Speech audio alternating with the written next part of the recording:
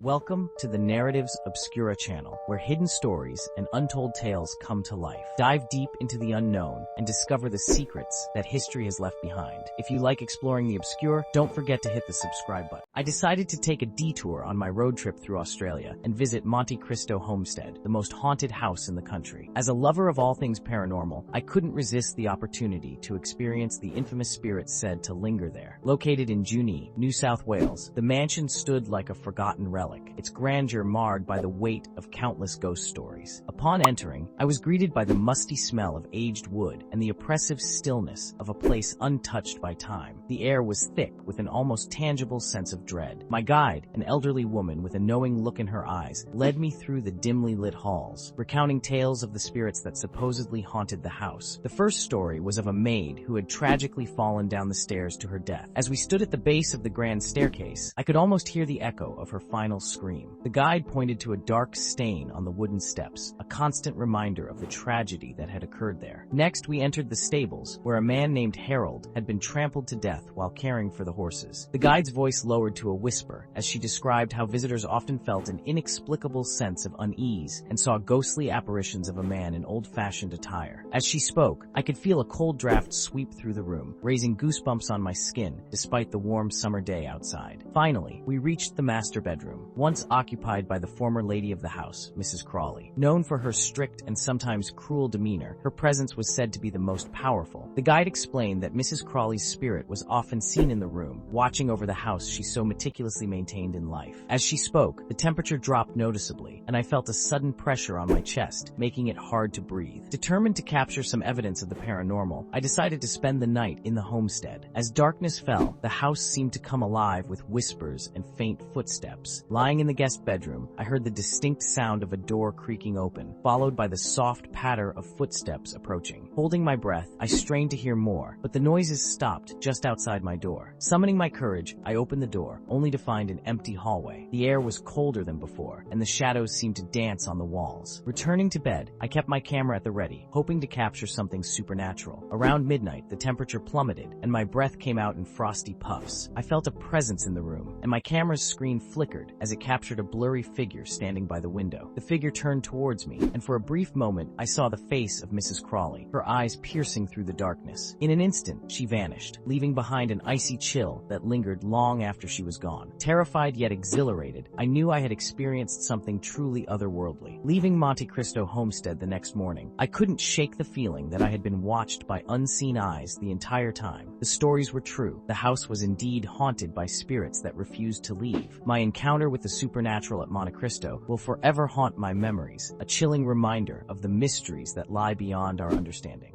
Thank you for watching the video. If you enjoyed this journey into the unknown, be sure to subscribe and activate the notification bell to stay up to date with our latest mysteries. If you found this video intriguing, please like it and share it with other explorers. See you on your next adventure.